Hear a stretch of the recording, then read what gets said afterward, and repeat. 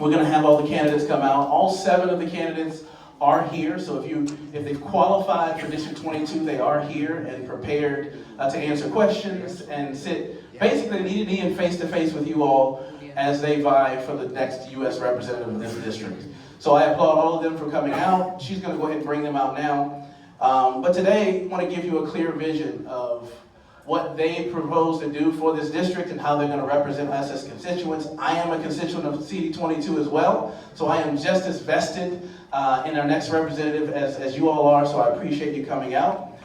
Each candidate is going to receive the same questions. They're going to have a 2-minute opening, and they're also going to have a 2-minute close. Let me turn this off.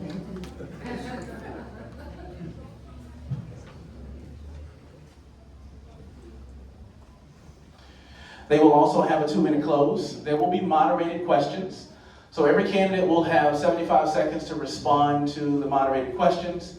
Upon your registration, some of you all took advantage of that, some of you all did not, but you had the ability to submit questions. So those also have been included. So some of the questions that are being asked have come from you as constituents. And there will be a rebuttal rule. That'll be at my discretion, but if a candidate's name is mentioned, there will be 30 seconds rebuttal from the other candidate that was mentioned by name. And hopefully that doesn't get out of control, because we want the candidates to speak directly to you all and not each other about what they hope to do for this district and for us. So we want to keep everything clean. I'm not going to tell you all not to applaud, so if you want to applaud, go for it, right? We live in a free country, you're able to do that. At the same time, though, I am going to ask that you be respectful to everyone. It takes a tremendous amount of effort, energy, to get up here in front of people and also register and run as a candidate. So we want to be respectful of everyone who's done so. And everybody up here has qualified. So feel free to show your appreciation or but please remain respectful to each candidate as they respond to questions. Okay? So we're going to go ahead and bring everybody out, and then we'll get started here.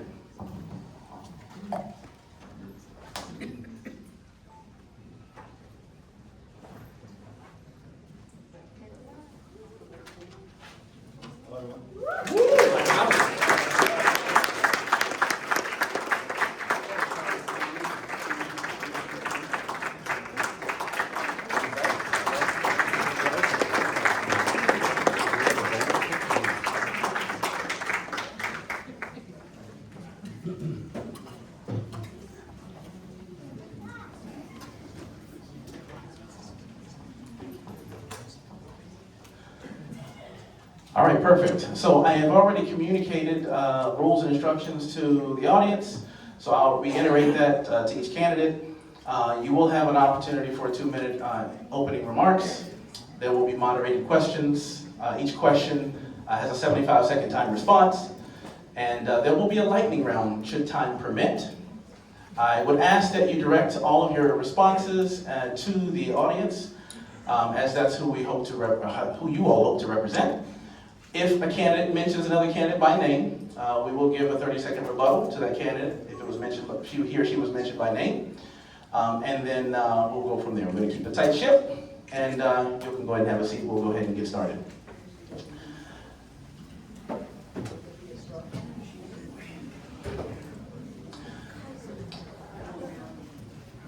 So the first thing we're going to do, actually, before we start anything, because we are on this side of the aisle and we believe in God and country, we're going to start with an invocation. And I'm going to ask Pastor Jeff Donaldson to come up and lead us in prayer to kick this off. Please stand. It's good to see so many people out here who care about what happens in our country. Thank you for being here today. Thank you, candidates. Let's pray. Our Heavenly Father, we humbly come before you this morning. We are people of prayer. We do believe that you act and are at work. And God, we're praying today that you would not only give clarity to those who are running for office here, but you would give us as voters clarity as we watch these proceedings. God, we pray in every way that your will would be done on earth as it is in heaven. God, it's our prayer that Jesus Christ will be glorified in everything that we do, for all of this is for your glory. In Jesus' name we pray. Amen. Amen. Thank you so much, Pastor. So next I want to ask Sergeant Restrepo, U.S. Army retired, to come up and lead us in the Pledge of Allegiance. Please join me in the Pledge of Allegiance of our nation's flag. Military veterans, render salute. I pledge allegiance to the flag of the United States of America and to the republic for which it stands, one nation, under God, indivisible, with liberty and justice for all.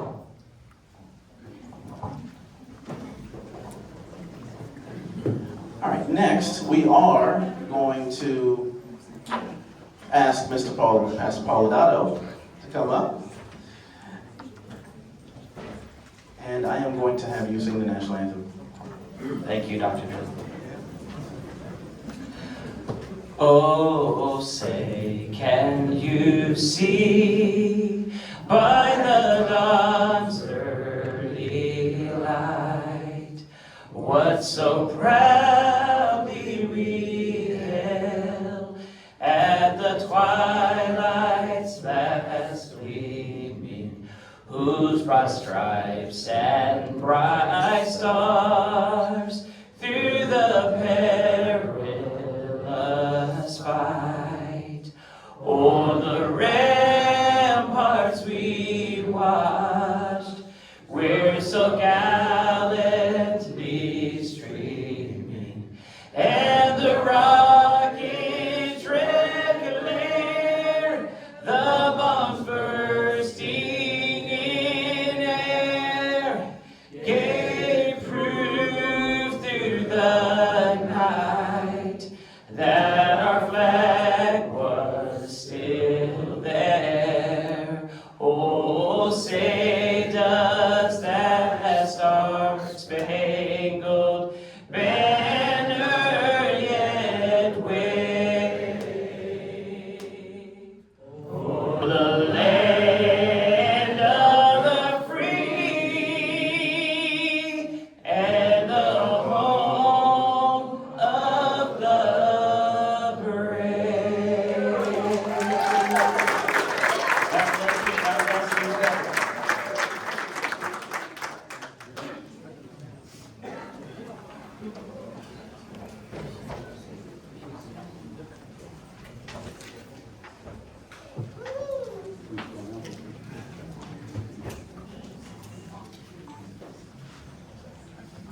And if you know this next song, Lee Green, we have to thank him for it, right? God bless the USA. If you're a veteran, we want to salute you.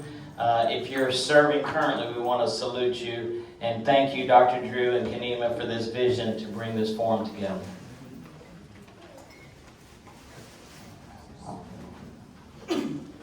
We're just letting the projector warm back up because someone accidentally turned it off. It's okay.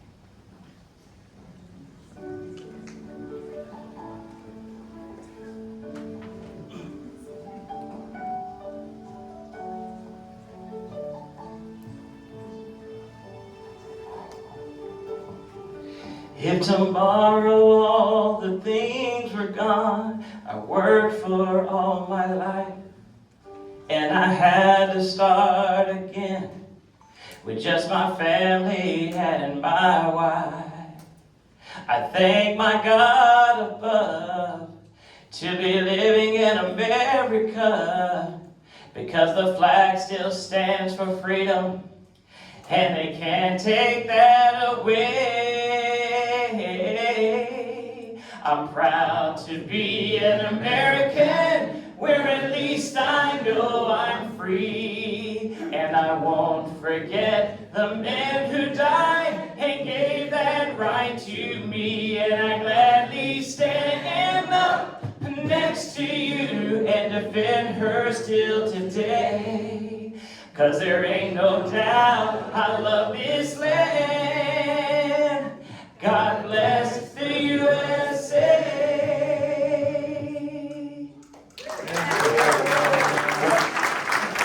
From the lakes of Minnesota to the hills of Tennessee, across the plains of Texas, from sea to shining sea, from Detroit on down to Houston, from New York to LA, there's pride in every American heart, and it's time we stand and say,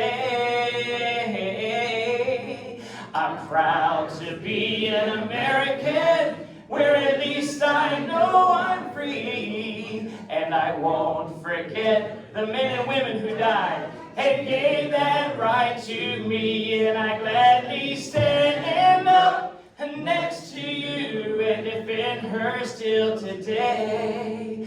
'Cause there ain't no doubt I love this land. God bless the USA. God bless the USA. God bless you.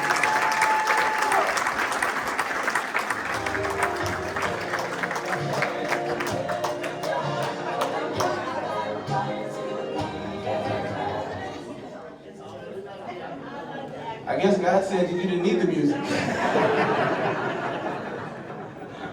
Very much.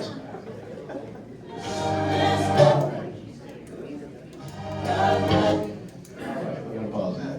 Well, thank you so much for that rendition. That was a beautiful rendition. I appreciate that.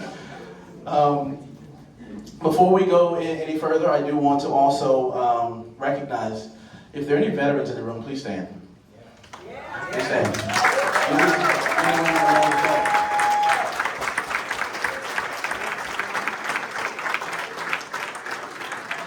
There is no greater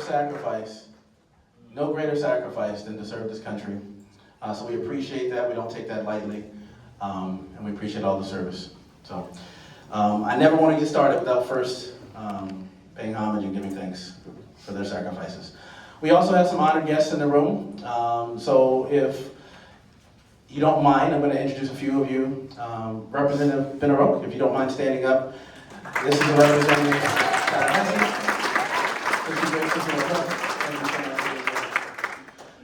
Chairman and Treasurer of the CCRDC, John and Kathy Mayo. We have Crystal Kinzel, if you don't mind standing up. We have School Board Member Tim Mosier.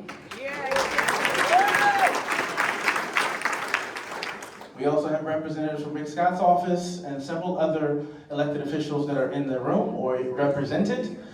So we do appreciate you all being here, and hopefully I didn't miss anyone. Stephanie Lucarelli, will you please stand up?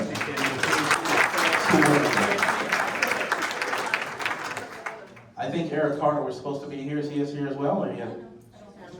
Okay. And any other elected official, please stand. Thank you for being here.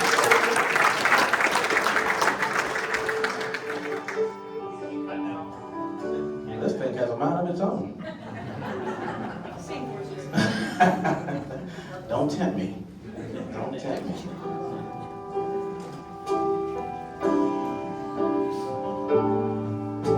There we go. I can listen to that all day though. I might.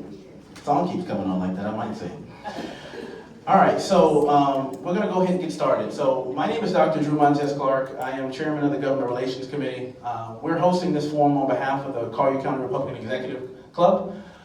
There's been a lot of changes that have happened to CD22, and every conversation that we've had has, not every, but a lot of them have led to the same outcome. I didn't know that I was in a new district, and CD22 goes where? From Marco to where? So there's 4 different counties in this new district. Collier County, Hendry County, Broward County, and Palm Beach County. So this is a massive district. So this is another reason why it's an honor to have all the candidates here at the same time to represent, we'll hope to represent you in Collier County. So we wanted to put this together to make sure that we're making informed decisions. Voting starts next month. All right, our voting starts next month, so we don't have much time. So if you bought pen and paper, bring it out, take notes, look at responses, and we're gonna go ahead and get started. So we're gonna do opening candidate statements, and we're gonna start from the right and go to the left, and then we'll do closing in the opposite order. Okay, so Casey Escar, if you don't mind starting with your first 2-minute opening statement. Thank you. Thank you. Ladies and gentlemen, great to see you all. I know most of you here, a lot of you know me. Just hit the power button. Testing. All right, folks, I don't have so much time, but I'm going to preface with showing you a few photos here. This is me in a private meeting with President Trump, where I have been endorsed, I've been offered his endorsement multiple times. I want to share this with you for a reason. That was in Bedminster. This is a photo with our Vice President J.D. Vance before he was Vice President in my home. This is our RNC chair, Joe Reuters. That was in my home a couple weeks back. President Trump again at Trump International. And there are many more. And the point of this, the reason why I'm showing you this, is because I have the ability to go up to Washington and serve you from day one. Because I know these folks, they know me, it's working. And I believe that I can bring effective on-the-job training from day one. So why am I running? I'm a patriot who loves our country. I've served. I've started a family at a very young age, a proud father of 7 children. This is number 5 right here, Valentina, who's home from school.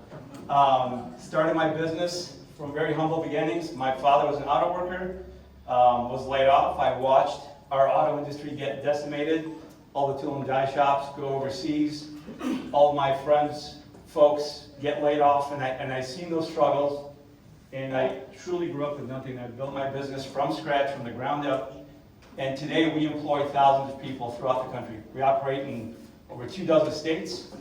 One of the markets that we operate are right here in South Florida, and I employ a couple thousand people right here in this district and surrounding areas. So I know about job creation. I've done it from scratch. Thank you.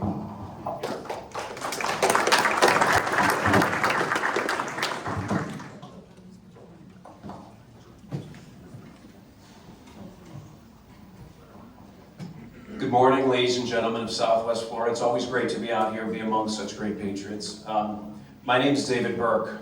At 18 years old, I joined the United States Marine Corps. If there's one lesson that I learned, that there is a fabric that can be thread throughout people from disparate backgrounds, races, creeds, nationalities, and that's for love of service and that's for love of country. That's the biggest thing that I recall from that. I joined the City of West Palm Beach Police Department soon thereafter. And what really was codified in my heart and my soul is the spirit of service. Whether it's the most downtrodden individuals, or it's the bad guys that are, this thing working, or it's the bad guys that are out there that are really trying to cause harm, being that thin blue line between civility and between chaos. But around 2020, I saw something that I could not unsee. 10 p.m. in the middle of an intersection during the BLM riots. And what you realized is that was not an opportunistic crowd just looking to steal some stuff. That was a pernicious energy that was existing, that exists within the Democratic Party, the Democratic leadership, and leadership that at some of the largest cities in this country. So that's my why. I'm a patriot. I love this country. My wife and child are here. I do it for them. I do it for your children. I do it for your nieces. I do it for whoever, because they deserve the fidelity in this country that made this country the greatest country in the history of the earth, bar none. So I worked with Charlie Kirk, and what did I learn? Be unapologetically proud of this country and what it represents. Get out there, fight, go into the corners of this area and of these areas that people don't want you to be. Spread the word. And when I saw him killed on 4K We knew at that very moment what the stakes were and what this moment calls for. This moment calls for fighters. Thank you so much.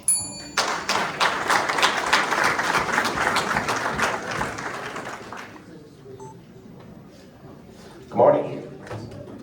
And thank you, Drew, for hosting this event this morning. My name is Michael Carbonara. I'm running for U.S. Congress for Florida's 22nd district, and I'm running to fight alongside President Trump to restore our conservative values and our freedoms in America that the Democrats have taken from us. As someone whose family escaped communist tyranny in Cuba, I know what it's like when a government takes away everything. My wife's grandfather, he was held hostage as a political prisoner to the Castro regime for over 20 years. That's why I'm running to restore our economic freedoms, our safety, and our personal liberties, so that all of us, again, can have access to the American dream. I've had the opportunity to build successful businesses in banking and fintech and fertility care. I know how to cut through bureaucracy and get things done. I'm running because affordability is not enough. We want prosperity, and it starts with gas, with groceries, with our utilities. But the Democrats from Washington have taken our freedoms away. They voted for the largest tax increase in American history, including raising taxes on your Social Security checks. They voted to defund the police, putting the safety and security of Americans at risk. On issue after issue, these out-of-touch career politicians are on the wrong side of the people of Florida. I will help President Trump replace the bloated bureaucracy with conservative common sense and restore the freedoms that this country was founded. Because I want my kids and all Americans to have the opportunity to experience the freedoms that lead to prosperity that I did growing up. So I'll fight for our veterans. I'll fight for our farmers. I will fight to restore our economic freedoms, our freedoms of speech, right to worship, freedom over our own health, and our kids' education. So I'm here today to ask all of you for the honor to be the person that represents you in Washington. Thank you.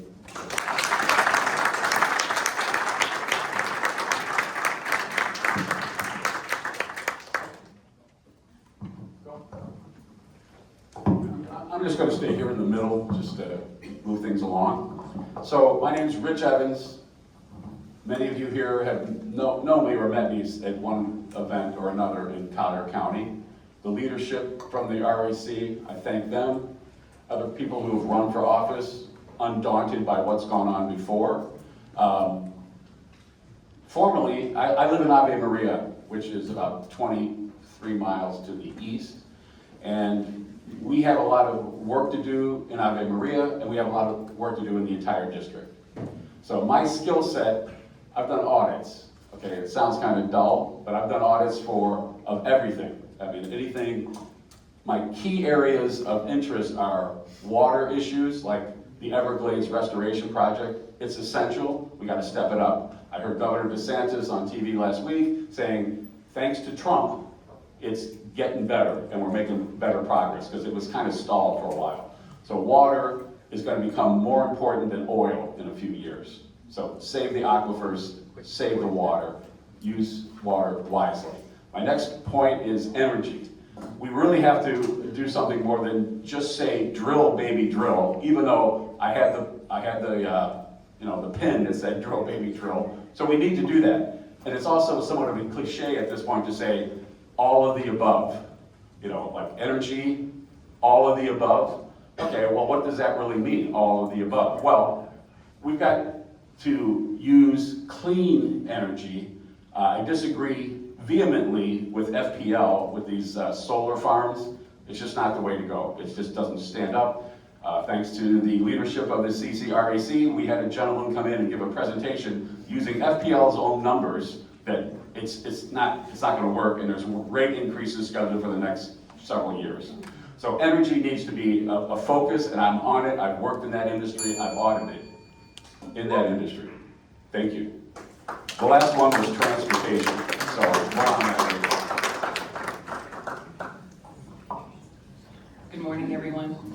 My name is Terry Hasdorf, and I'm running for Congressional District 22 because I believe America is worth fighting for.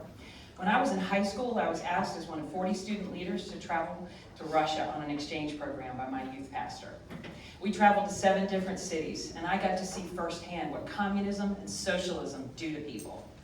After 7 7 days at a time, seeing these different cities, 3 long weeks in the Soviet Union. I came back, and the hopelessness and the oppression that I saw firsthand, I literally, when I landed at John F. Kennedy Airport 3 weeks later, I got down on my hands and knees and I literally kissed the ground. I was so grateful to be an American. We have no idea how precious our freedoms are, and most Americans have never traveled outside this city to understand what we could lose so easily if we're not very careful. Socialism is on our doorstep. We have candidates who are being endorsed left and right by the Democratic Socialists of America, and I can promise you I will fight with every fiber of my being to push back against this agenda that is taking over our country like a cancer. I'm a pro-life, pro-Second Amendment candidate. I am an America First candidate. I believe in this country with all of my being, and I can tell you I will fight for this district. Florida is the last place where really and truly it is ground zero for the conservative movement. And we have a lot to be proud of here. We are one of the freest states in the nation. We have pushed back against the reforms that have been put on us over and over.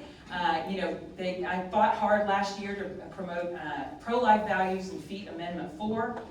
This is something that over and over we see happening across the country where the agendas of the left are taking over, and we cannot let it happen here.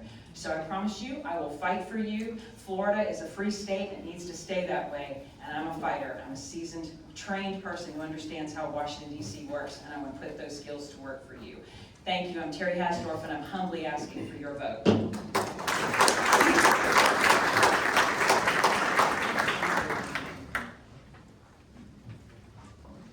Good morning, ladies and gentlemen. I'm Belinda Kaiser, and I'm a candidate for Congressional District 22. I hope that you know that we have been part of this community for quite a long time because we have a campus with Kaiser University in Naples. We have one in Fort Myers. And what I will tell you is that from the very beginning, we believe that job creation, talent development, focusing on the workforce from a practical perspective will make a huge difference. And when we look at the issues, ladies and gentlemen, facing our country, I believe that those 40 years, my husband of 42 years is in the audience here, Art Kaiser. I'm a mother, I'm a grandmother, and from my experience, I have learned that not being a politician, but being a business person with a heart to serve can make all the difference. We've had several people talk about President Trump. Ladies and gentlemen, I have had the honor of being an elector for President Trump in 2020 and 2024, and a delegate to the Republican Convention. During my time of being an advocate for the communities we serve, where we have over 2,500 industry leaders that advise us about curriculum, because ladies and gentlemen, when you have a good job, it can do so much in terms of helping your family, as we know, and our world. So during that time in my travels to Washington, I have met some of the other Republican House leaders, and 5 of them thus far have endorsed me. Here's what I can tell you, ladies and gentlemen. I'm an America First policy person. I believe that we must hire Americans. We must produce our goods and services here in America. And at the end of the day, we are all accountable. If you will give me the honor of your vote, you will always have access. You will always have someone that will open the doors to you, and I will be focused on solutions and protecting our great president at the way that he has protected all of us. Thank you very much.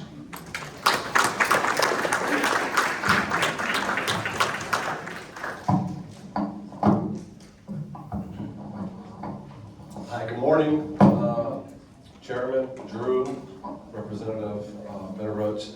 Thank you, guys. My name is Michael Thompson, and I am asking for your vote to become your voice in Washington. The reason why I am running is because I want to represent the people of this district. I am this district. I am from this district. I was born and raised in Palm Beach County. Spent the first 25 years of my life over there, south of Lake Okeechobee. I spent the last 25 years of my life here in Southwest Florida, albeit not Collier, but up in Lee County. I was the chairman of the Republican Executive Committee in Lee County. 4 months after being elected up there, we hosted a big Lincoln-Reagan dinner with President Trump, Congressman Donalds, and a whole lot of other really awesome patriots, so it was really nice. Before that, I was the state director for Florida for America First, I work for Lieutenant General Michael Flynn, and I've traveled the state advocating for America First policies with a heavy, heavy focus on election integrity. Some of the battles that I had the most honor of doing was going over to Broward County and having some real tough conversations with some of the elected officials over there, including Joe Scott, the supervisor of elections.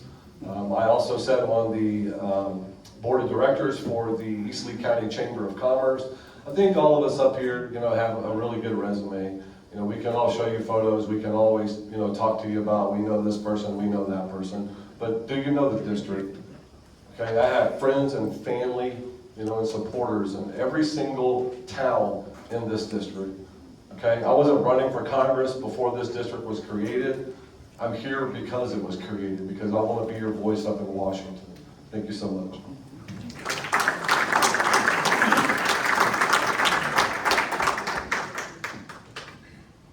Thank you all.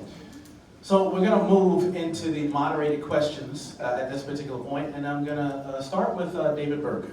And the first question is, what is your understanding of proper constitutional role as a member of Congress, and how would that guide your votes in Washington? Yeah, I think the is this, am I coming through? Hit the button once, it mutes it, if it's still powered on. Got it, there it is. Yeah, I think the primary role of government is to do three things: protect life, promote liberty, and protect property. And so kind of keeping in that main vein, any legislation that directly pushes against that, I'm opposed to. That is the general idea. Thank you. And Michael, you're next. Yes, I agree to a lot of extent there. The role of the federal government is to be limited and defer most of the rights down to the states and local government. So as a federal legislature, our job is to limit the role and the size of the federal government, to protect our rights, to protect our borders, and protect the issuance of our currency, and have a very limited role and defer to the states. Richard? I think the question, the constitutional role of the Congress. Well, it's one of the three branches of government, right? So the three branches, checks and balances, they're supposed to counterbalance the executive branch, and then also they have actual duties assigned to them. They've been lacking in getting the budget appropriations done. It hasn't happened for 19 years. So when somebody asked me a couple years ago, why are you running for Congress? It's because our then congressman shuffled that question to the side, like, oh yeah, well, we have these continuing resolutions, so that the constitutional role is to counterbalance. They've got to step it up. They've got to start getting the appropriations done on time, and if they don't, there should be consequences. Do I have time left? Okay, let me just, one more thing. Limited government, of course. The Leviathan is the federal government. I mean, it's out of control. We need to, cut back the federal government. I mean, I'm laughing, but it's not laughable. Okay, so the 10th Amendment, yeah, it's there for a reason, but it seems like it's been cloaked for a few years. So I would say, yeah, I support the 10th Amendment, and I would be a fighter for Congress to do their job. Thank you. Thank you. So when you're elected to Congress, you are asked to take an oath to uphold the Constitution, and that is what I plan to do. I am very firmly opposed to government overreach. That's why we see so many people fleeing states like New York and moving here to Florida. So I will uphold the Constitution and fight for it.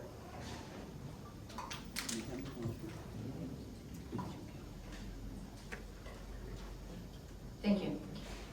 So, in the state of Florida, I served on the Constitutional Revision Commission, and that primary purpose was to make sure that we upheld the Florida Constitution and to get feedback from the public at large about what you're most concerned in. In Congress, what I will do is fight for the Constitution. We talked about the Second Amendment. I have a permit to carry, and I believe that it is critical that we protect our country and that protect your rights under the Constitution. So I will withhold the Constitution, do my job, and be focused on making sure that we implement and guard the Trump agenda. Yeah, I think it's a great question. First and foremost, protect the Constitution. Second, as a congressional representative, I'm here to represent you guys. We need to push back against the far left Democrats and what they're doing to try and destroy the Constitution. They want to change our country into something that it was never meant to be. And I think by going up there and advocating for the Constitution and for America First policies is what's going to put this country back on track. They want to take away your guns. They want to take away your freedom of speech. They want to take everything that you allowed them to take away from you. And that's not what's going to happen. We're going to go up here, we're going to unite as a Republican Party. We have a lot of people in our own party, that don't really advocate for America. I think we all know that. We can't even pass the Save America Act. I mean, why is that, folks? We need to, look, if we're going to beat the Democrats, we need to make sure that our party itself, is ready to go to war. And if we have people on our team that aren't pulling their weight, they need to be called out.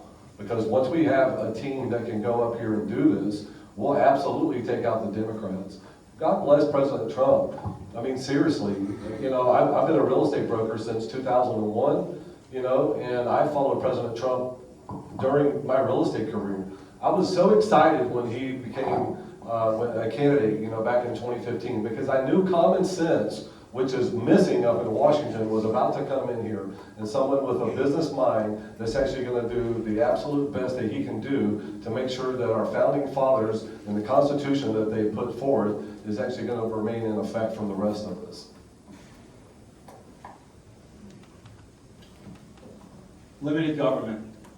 That's the key word, limited government. We need fighters to go out to Washington, fight alongside of President Trump, bring business acumen to Washington that President Trump has himself here for our district. Let the states govern. So many departments need to go away. Department of Education, for one. Something that I've dealt for the last 20 plus years being a father. That's near and dear to my heart. And so, support the Constitution 100% and keep government away. Thank you. Thank you. Okay. Thank you. Thank you again. All right. Thank you for answering those questions. On that note, sticking under the constitutional government framework, this actually is a question that was posed by one of the constituents who registered. So I'm going to read you their question. Same time to respond. And this time we'll start with Michael Carbonaro. The U.S. Constitution strictly limits federal powers, as you'll all agree. Yet the government has dramatically expanded its surveillance and monitoring of American citizens far beyond those bounds. We must prevent any further slide towards a Chinese-style surveillance state, complete with central bank digital currencies that could restrict access to our own money, license plates readers, and 15-minute cities that track and limit our movement, widespread facial recognition, and other tools for control. As a candidate for Congress, what specific actions will you take to roll back these unconstitutional infringements on our liberties, restore constitutional limits on government surveillance? Thank you. Yeah, this is a really good question, and this is a primary reason why I decided to run, because this overreach of government is what caused the erosion of our freedoms, and starting with the privacy. And a lot of this started after 9/11 with the Patriot Act, which was meant to go after terrorists, but it was really used, which we all found out later on, to surveil on our own citizens. So we need to relook at who our adversaries actually are, and Congress needs to be held accountable for not making our own citizens the target to this overreach. We need to make sure that we're using technology to benefit the people, not to be used against the people. And we're in a situation where we're having AI and this technology come out. If we don't put something in place now with people that understand what this technology can actually do, it can be harmful. But if you understand what this technology can do, it can actually improve everybody's life. And we need to get ahead of it with regulation that protects privacy at the forefront of everything.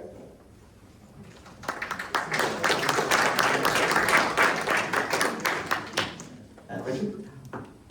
Yeah, I would join the gang here.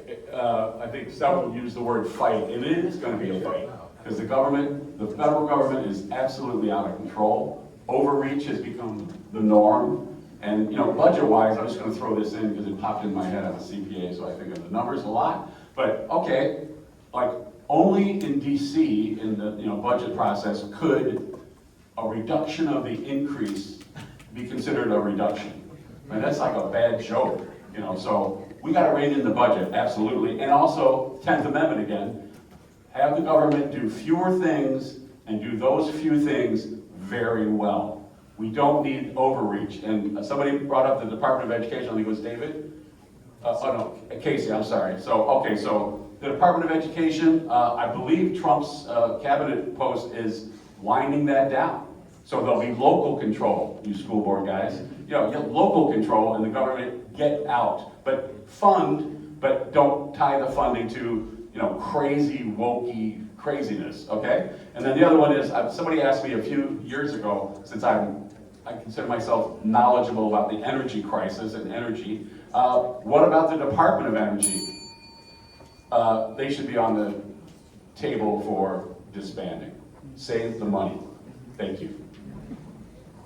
Thank you, Drew. I'm really glad you asked that question. I had an Air Force intelligence officer explain to me one time that in China, you are monitored 24/7. There's cameras everywhere. And literally, if you jaywalk, they take your photo, put it up on a post that's right on a camera, on a video monitor right at the end of the corner. By the time you've even crossed the street, they've already debited your WeChat account for the fine, and they publicly shame you for it. And listen, this is on our doorstep. We are so close to this, it's not funny with the technology that we've got. Had President Trump not been elected, who knows where we would be right now. So I can promise you, I am very passionate about this issue. I will push back against this with every part of my being, and I will fight for you when I'm in Congress.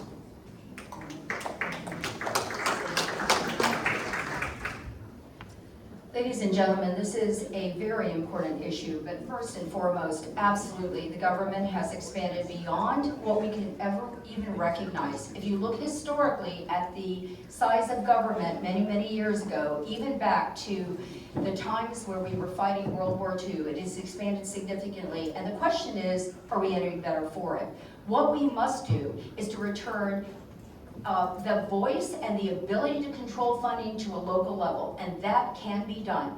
When I look at your bridges here, and I've looked very carefully at what the needs are, and I'm looking forward to hearing more from you, we need to look at funding streams where we can grant that money back to your local community. Privacy rights will always be an issue, and they are at risk, there's no question. When it comes to, I'm on the Space Florida Board, and I can tell you I've served in that capacity 8 years. From an innovation standpoint and from an economic standpoint, there are opportunities, but we must, and I will, make sure that your privacy is protected. Not an easy challenge, not an easy issue to fight, but with other Republicans committed to the same cause, we can get this done, ladies and gentlemen. Thank you. I think, obviously, over the past several years, we've all lost a lot of our, privacy. Not only, I believe it was David or Michael mentioned the Patriot Act. That's got to go. I'm sorry.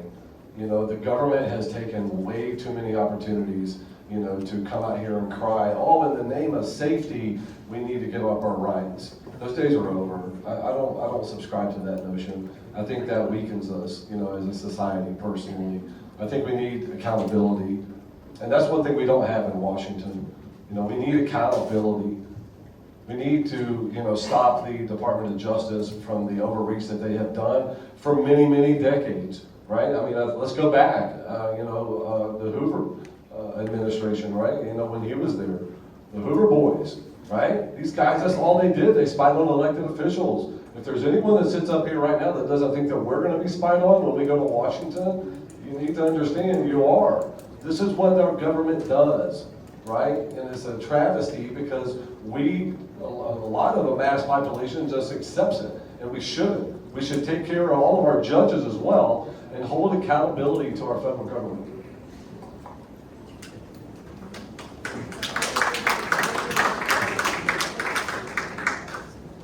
Big government overreach is the root of all the problems. Surveillance could be a very dangerous thing. we need to make sure that we have the cutting edge technology as a country to compete globally. But when it turns against us, that's where the problem is. It all goes back to, things start with good intentions, I believe that, but then they morphosize into the problems that they become, okay? The root of that problem is there is unlimited spending. There's no fiscal responsibility. There's no accountability. I run my business through communication, follow through, accountability, and execution. If we did that in government, you would see things come to fruition. There is no accountability. And when you just continue spending and spending, and look at the national debt that we have, we've exceeded our gross domestic product. That's unsustainable. Just think about everyone here in their business or in their home. If you owed more on your home than your home is worth, you're upside down. What does that look like? That's our country today. So when that spending is out of control, these things happen. It's gonna happen in every sector, not only through surveillance, but everything. And that's my responsibility, to go out and fight for all of us, fight for this country, and fight for you to keep that in check. Thank you.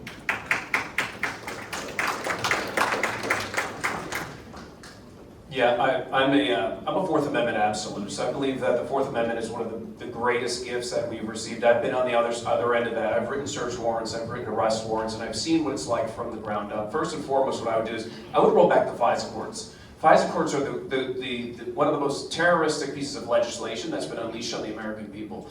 Secondly, what I would do is I would require a warrant at least for law enforcement to be able to access commercial data. I know what license plate reader technology does. I know how it's used within the state and local level. During these investigations, look, the rank and file members of law enforcement, by and large, do a fantastic job. These men and women, they're salt of the earth, and they just want to go out and get the bad guys. But where the issue lies is when you give all of this access to the politically charged class in Washington, D.C. That's when it's perverted, and that's when, like it was used against our president back in 2016, that's when it becomes a problem. But here's the issue. As AI and these data models expand, it's going to be every single one of us that's going to be on the back end of that. So roll back that. No central bank digital currency and no digital ID. Absolutely not.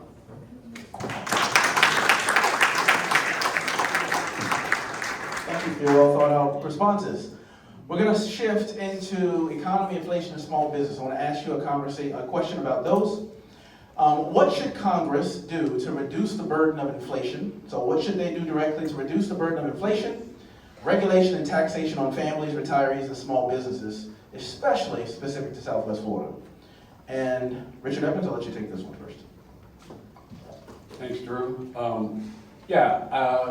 Well, cutting back on regulation, letting entrepreneurs set sail and be free to, make it rain. One of the things that we said about incumbents who have served, for 24 years in Congress and not really gotten anything done, more show horse than workhorse. So we need to stop that. We need to have people roll up their sleeves, get it done like it's the private sector. So it can be done. A guy on the way here, I stopped by the printers, I got to admit, and ran off some papers, and I asked them, hey, I'm going to this congressional thing, what do you think should happen? And they said, cut back the regulation. I go, amen. So we've got a president right now who, I like the thinking of for every regulation that comes in, 3 must leave. So I think we've got a great president. I plan to serve for 2 years in the legislative branch with this current president, 47, and then maybe 2 years with the succeeding president. But yeah, free people up to be the best they can be and get government off the backs of entrepreneurs. There's some entrepreneurs in this room, small businesses need freedom. As a small business owner myself, I can tell you that I understand the challenges. And small businesses really are the backbone of America. We have had a lot of small businesses because of the COVID crisis just completely fold, and that has to be remedied. I have met Kelly Loeffler, who is the SBA administrator. I think that when I'm elected to Congress, what I want to focus on with her is finding ways that we can empower more small businesses, take some of the burdens off of them, and look for ways to promote. We have a president who has incredible business acumen. So we can find ways to work to promote more small business opportunities and to strengthen that incredibly vital part of our economy.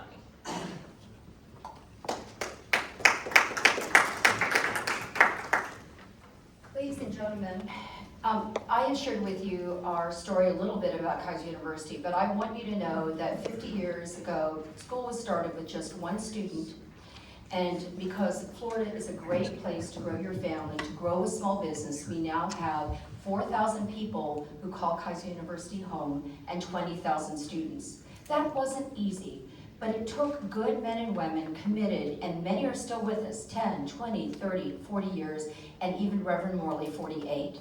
So small business is important, but how we address these challenges in Washington is equally important. So again, funding. We need to return funding to our local communities. Secondly, it helps to reduce taxes and the time that it takes to get things done. And then finally, I would say this about the entire issue. We really need to look at the workforce of our country.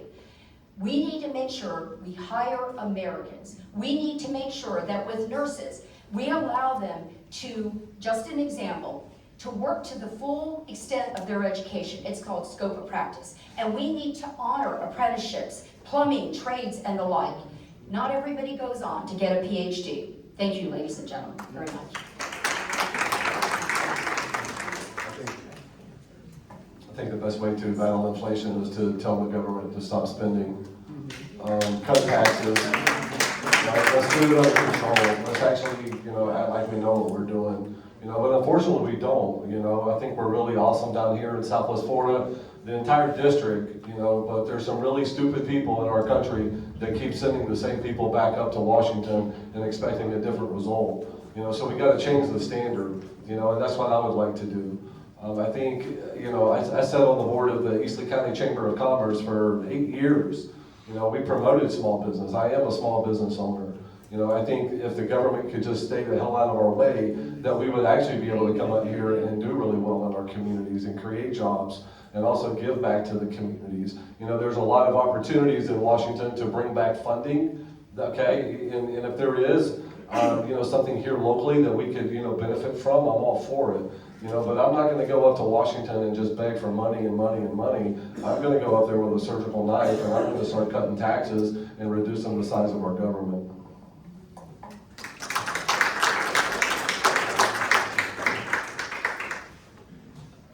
Quick, simple answer, cut the spending.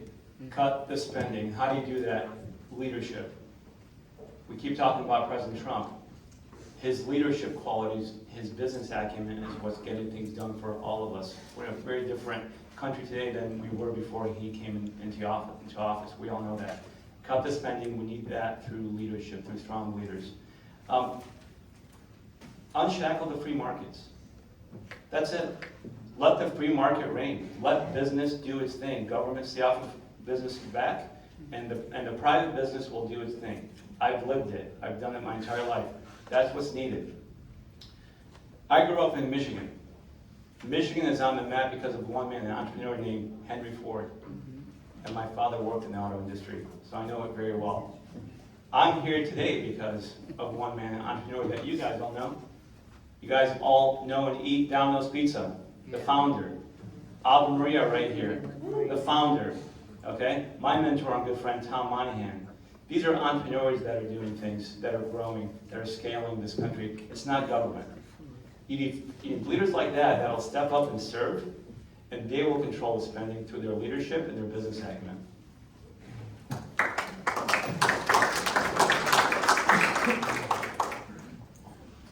Yeah, I guess the fundamental question is, when has government made anything cheaper? But I guess where you want to start is, it's assumed that there's $500 billion worth of fraud, waste, and abuse. And if we're gonna have AI that's familiar with these large data sets, let's put it to use. Let's cut the payments before they even leave the government. Let's identify the bad actors. $500 billion is a major driver of inflation that impacts senior citizens on fixed income, and it impacts our cost of good. Also, energy, diversifying energy, making sure that it's cheap. That is the biggest, to the consumer, driver of inflation. Obviously, we've got, let's see here, investigating large, let's say, meat packers. The DOJ is on it right now. There's 3 major meat packers within the country that are controlling costs. So when you have to be let's say you work for minimum wage and you have to work 2 hours to afford a pound of ground beef, that's a problem and that's unsustainable. Thank you.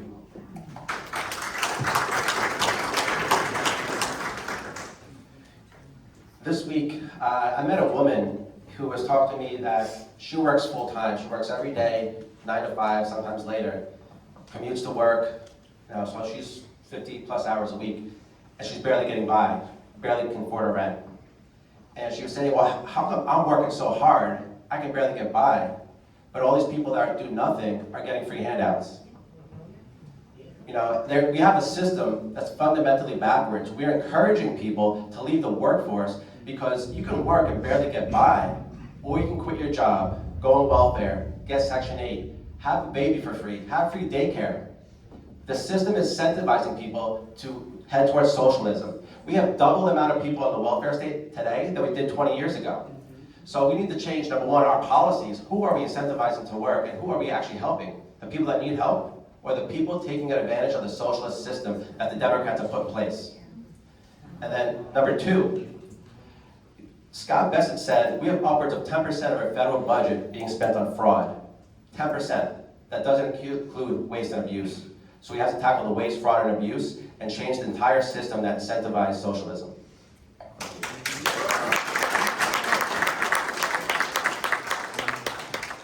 Now, I am purposely asking questions the way that I am because I want to hear more from you all than me. Anybody who knows me in the crowd knows I'm opinionated and I have an opinion about everything. But my opinion doesn't matter right now. You all's opinions matter at the moment. So, next question, I want to bring it local. And it's going to be an open-ended question. So, the newly grown District 22 includes communities with distinct needs and differences across the district. What are your top district-specific issues that you would prioritize? And please keep in mind, right now you're in Collier County. Terry. So Collier County is definitely near and dear to my heart, and I understand that you've got a complex district. This is going to require someone who knows how to get things done in Washington. You've got agriculture needs, farmers who are very concerned about the H-2A visa program. I've been hearing from a lot of them about that. Chairman G.T. Thompson, who is the chairman of the House Ag Committee, has just proposed a bill on that I think could take care of some of the issues, but that's something that I look forward to hearing from more farmers about. I know water concerns, data center concerns are something that I'm hearing about. What I find is the strength of this district is you have very strong leadership on both sides, and then you've got some incredible heartland areas in between. So you've got a lot of diversity. It's going to require someone who can handle agility, so to speak, for dealing with a wide range of policy issues. My goal is to try to listen to as many people as possible, figure out what it is that are the core needs, education needs, healthcare needs, seniors. I'm hearing about affordability issues that a lot of people are concerned about. Prices are coming down. We're seeing the gas now not quite so high. Eggs and milk are a little bit more affordable. I think a gallon of milk is right around $4.50 a gallon, something like that. But right now, people are still very concerned about that. So making sure that we have affordability, making sure that the property tax issues are something that are addressed. Those are all things that I'm hearing a lot about. So I look forward to having a very strong constituent services approach. Thank you so much.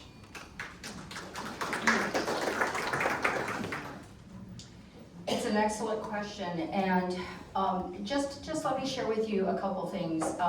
I've lived in this district for 36 years. I was delighted, I was actually surprised, and I was happy when I saw that it leans Republican, because all my life I've been a conservative. And what I want to share with you is this.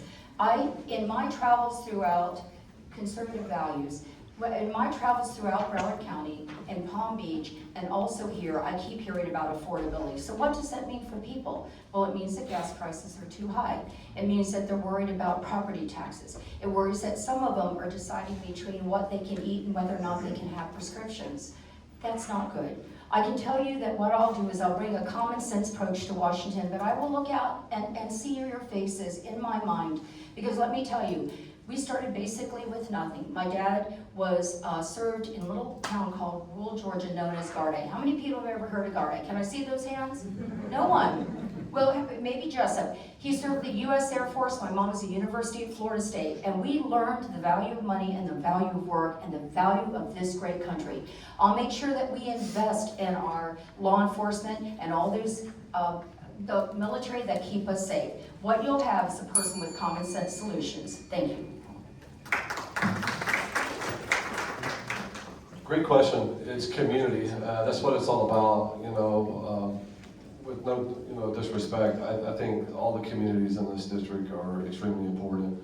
I think water quality coming from Lake Okeechobee down into the Everglades is so critical. Not only for the health of our ecosystems and natural resources and national parks, but also it provides drinking water for over 6 million people here in South Florida. Quality of life. Look, how many of you guys have a boat? How many of you guys enjoy going out and recreation, on the water? That's what Southwest Florida is about, right? I mean, besides golf, people like coming down here, to go to see the table and go out on a boat and really enjoy themselves. I think obviously we have a lot of land in our district, that revolves around farming. In South Florida, south of Lake Okeechobee, we have the winter vegetable capital of the world, right? In the wintertime, when it's snow, ice, everything is up north, they're down here growing fruits and vegetables that feed the rest of this country. I think we need to monitor that and have proper regulations to allow our farmers to continue to do what they do. And, get local. If there's local issues, we've got a lot of problems in the Immokalee. I'm glad they're getting cleaned up, but we could do a lot better out there as well.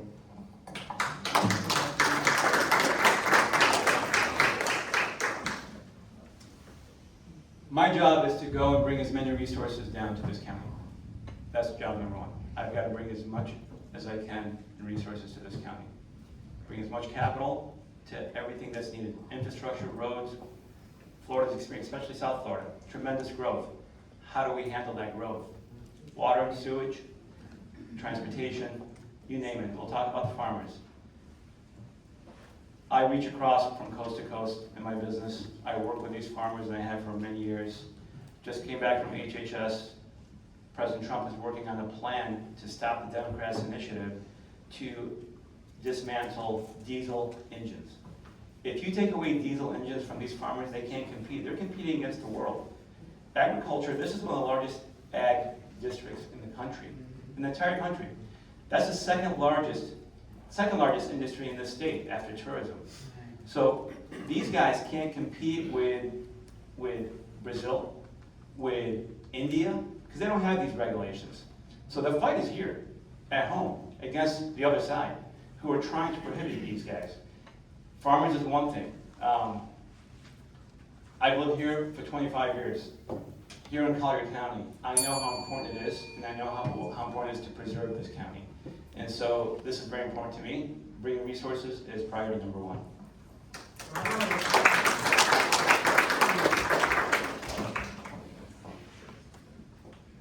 Starting from a high-level position, obviously the most important is going to be to address affordability where it is responsible. Government, once again, never makes things cheaper, only if it makes things more expensive.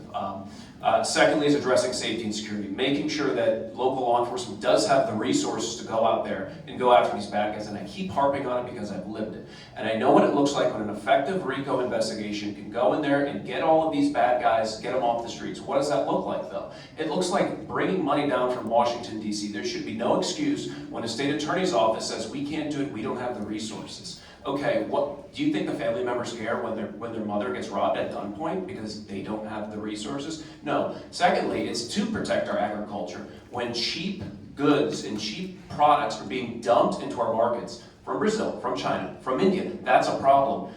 Considering that this district is so largely agriculturally driven, government can be a responsible actor in this and go in there and actually protect these farmers and protect all of these communities. So I'm also most excited about getting out there and meeting people where they're at. I'm a strong proponent of that. Wherever that may be, Belle Glade, Pahokee, Immokalee, Marco Island, Wellington, doesn't matter. Very excited, thank you.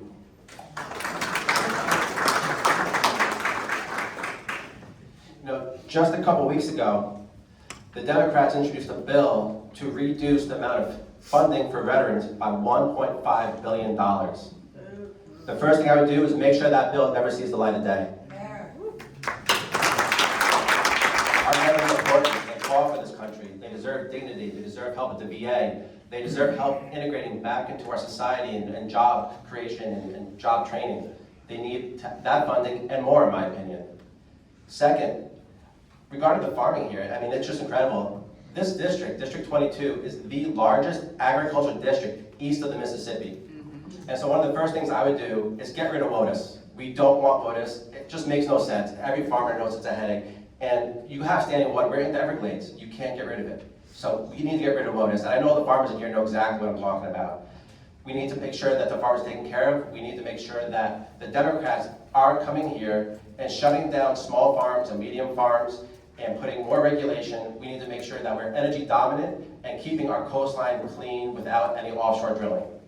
We need to make sure we keep our quality of life, and Florida stays the beautiful Florida. We don't ruin it with oil rigs off our coastline.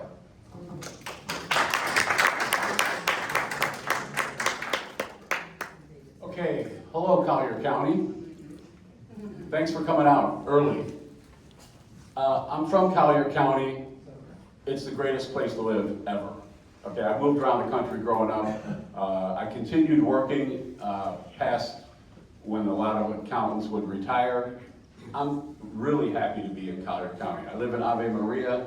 Hey, it's, I don't know what the tagline is, it's the big kind of small town or something. Yeah, but it's beautiful. It is paradise. So for Collier County, I'm just gonna tell you the things that I've heard. Everybody up here will have an opportunity to, as they say in Congress, bring home the bacon to their local district.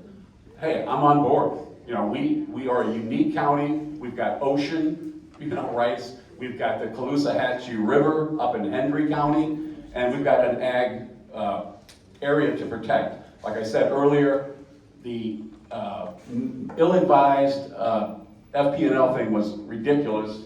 So I'm just gonna say, no more earmarks, but yeah, we'll bring home the bacon as we can, and don't turn Naples into another Miami. Who's heard that before? Thank you.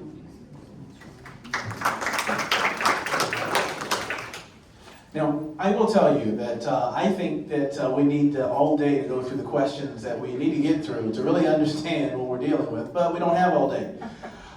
So I'm going to pivot. I'm going to ask a question around life. That's a very important topic, especially in Collier County. Before I do that, though, I want to say one of the unique art forms is to take a question and represent, to make sure you pivot. You are in Collier County, but you're representing all counties in this district, so good job with that. So, here's the question. The first thing is, I want to know what you see as the greatest threats to the pro-life community. And open-ended question, I want to know what you see as the greatest threats facing the pro-life community. And we'll start with that and have a follow-up after. And we'll start with you, Belinda. Thank you very much for this very important question. I believe life begins at conception.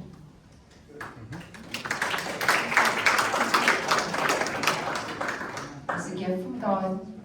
I took care of my father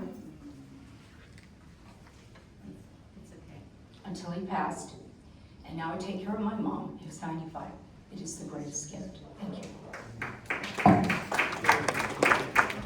I think the greatest gift to pro-life are Democrats and the devil. I think they have those similar agendas. I think, like, as Belinda said, life begins at conception. We have to stand up and fight for our rights, and we have to stand up and fight for those who can't speak for themselves. When I was chairman up at Lead GOP, back in 2024, we worked with State Representative Jenna Persons and, her bill for the 6-week abortion ban. Look, folks, we have a lot of headwind coming our way, specifically with this. In my opinion, you can include this into the low birth rates that we also have here in our country. The Democrats are trying to destroy the traditional family and religion as well, here in our country.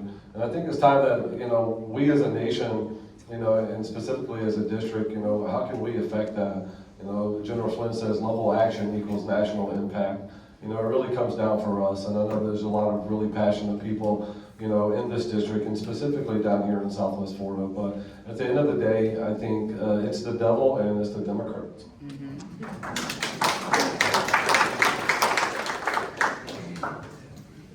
Yeah, I think the woke ideology is the danger here. The Democrats will keep pushing their agenda, continue to push. We finally started pushing back aggressively under the leadership of President Trump. Prior to President Trump, I mean, we saw the direction that things were going, and so we've been fighting back as conservatives, as Republicans, as Christians, as family folks of family values. As far as my position on life, I've been pro-life, I think, since I could walk and talk. If I wasn't pro-life, I think my mother would kill me. I grew up in a strong Catholic home, a devout Catholic mother.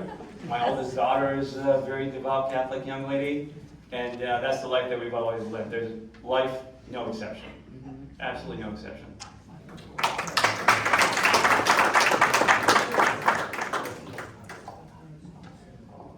I'm unapologetically pro-life. The greatest threat to the pro-life movement right now, it really exists within the culture. Getting out there and this sort of abortion on demand, that abortion should be like fast food, right? That is the most pernicious ideology that exists. It is evil on its face, first and foremost, but how is we as legislators can buttress against that, right? What Governor DeSantis did with the 6 week wasn't good enough for me, but okay, look, 6 weeks, let's get a little bit more aggressive on that. But no, life is the most precious gift that we have. I'm a new father.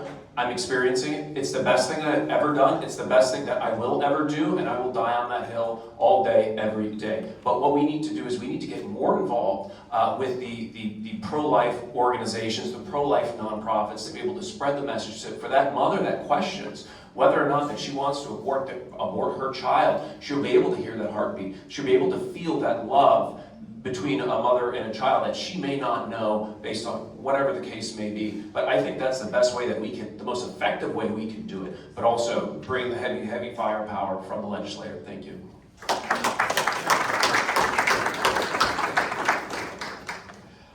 I am pro-life, and I believe in the sanctity of life. I have 2 young daughters, and I can't imagine a world without them. I believe in it so much. I've invested in my company where I actually help parents have children and grow their families. And I was excited that President Trump signed the executive orders to support fertility care so people can have families, because right now it has become very difficult for a number of reasons, whether it's microplastics, chemicals in the water, whatever it might be. We need to make sure that parents can have babies. We need families. And we need to stand against things like late-term abortion, which we see in Democratic states is awful and sick. What I believe what we need to actually tackle right here in Florida, which is very important, is you can walk into pharmacies here and you can see over-the-counter, non-prescription, non-doctor medicine for abortions, for minors. We need to pass legislation that minors cannot be buying abortion pills without a prescription from a doctor and parental consent. That is a danger that we can tackle right now, and that needs to be done.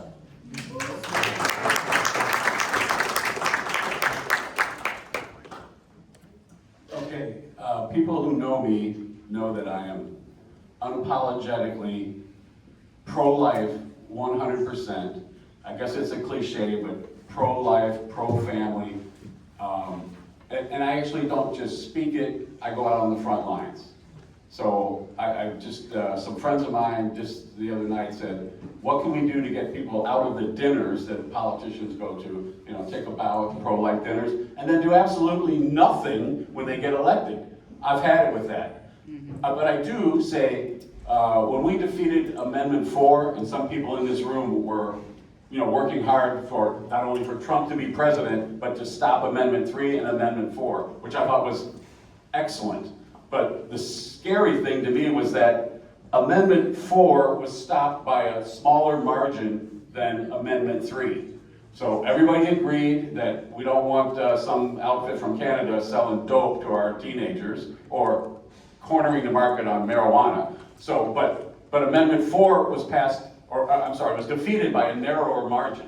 So we got to be vigilant. The birth rate is down. people are afraid. I think it has to do somewhat with optimism, people getting married later in life and then not having a chance to have children naturally.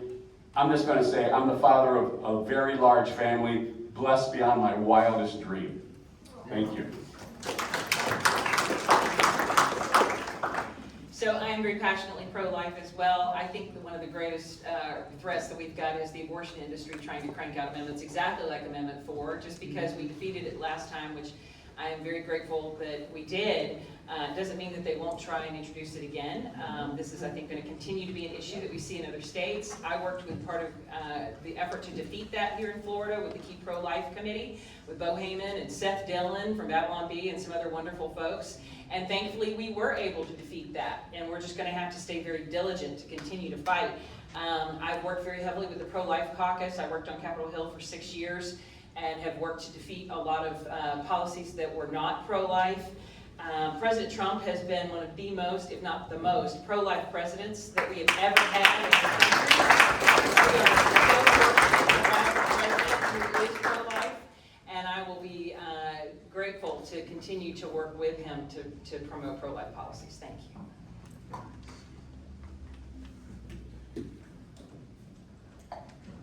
Okay, so here's the follow-up question. So I'm going to ask this question. We'll have the same time to answer this question, and afterwards I'm going to speed it up, and we're going to move into 30-second questions, 30-second responses, I should say, so we can get through a few more questions as time permits. The second question, still on the topic of pro-life. The Trump administration, Department of Health and Human Services Office of Population Affairs, has issued revised funding guidelines specifying that embryos available for adoption are human children who deserve to be adopted by loving families. Now, with the overturning of Roe v. Wade, with the overturning of the Supreme Court ruling for pro-life movement, we do understand there were different challenges. Some of it was abortion by mail. I wish I could call it something different. Social media will allow me to say abortion, but I can't say the other word. It starts with an M, ends with an R, is what it really is. But fundamentally, what is your position on the thousands of embryos being discarded through IVF? And would you support legislation designating embryos, whether IVF or in the womb, as children with full personhood rights? That question, by the way, before you answer, I'm sorry, comes from the audience. Yes, I think Drew wanted to say the word murder, which is what we were talking about with the abortions. Look, I'm pro-life, I'm pro-family, I'm pro-God. I think our country, everyone says America first. I don't think America will ever be first until we put God first, okay? We need to get back to Christian values. Judeo-Christian values is what this country was founded on. I think if there are families out there that are wanting to have a family and are struggling to have a family, and we have the opportunity, to help them along the way, I'm absolutely for it.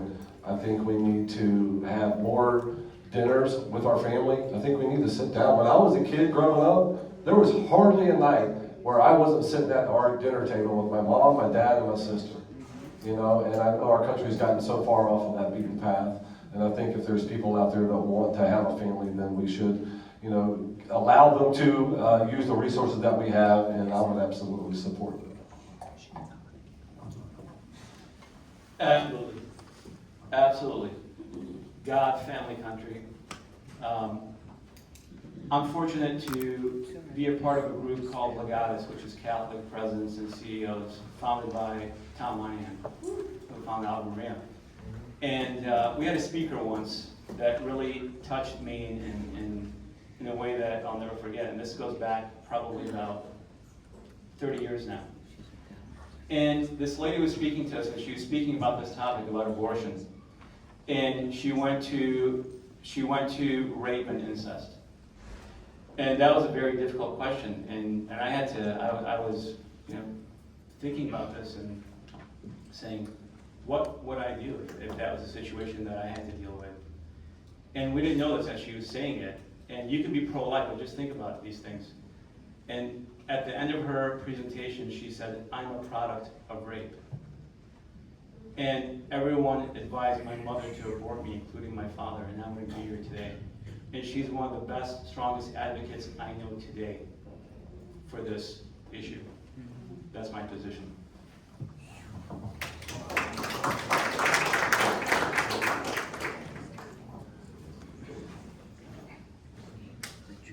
you know, for couples who want to go out there, I want them to be able to experience the joy of having children. That is extremely important. Once again, it's through my lived experience, and many as well on this table and in this room as well. So I would strongly be in support of that. I think it's the best blessing that we could ever have. Obviously. Once again, we have a population rate that's falling. That's a major issue. We've got issues whether it comes out of Social Security, that there's enough people in the workforce that are contributing to it, on top of just the economy relies on it. So it's multi-layered. So yes, I would be in support. Thank you.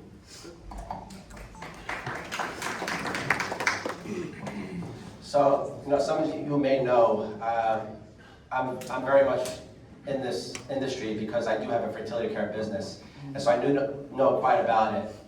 There is a birth crisis going on in the world. We have entire countries, entire cultures that are going to be wiped out in the next 1 to 2 generations.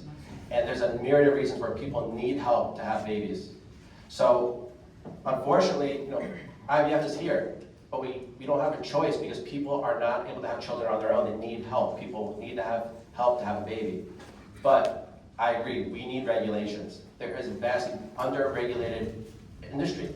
And there was an incident 2 years ago where somebody broke into a IVF clinic and destroyed the embryos. There was no laws on the books, and so nothing happened. There was no real consequences. And so we need to make sure that this is protected. This is children. This is somebody's only way to have children. If somebody destroys embryos, yes, they may never be able to have children again. And what about who the children could have been? So we need regulation, we need to have oversight, and we need to make sure that this is done morally and for the benefit of people, because I know it's a touchy subject, but all of us here, we want family, we want to grow our families, we want our kids to have kids. We need help, and this is how we're going to help, but we need to regulate it.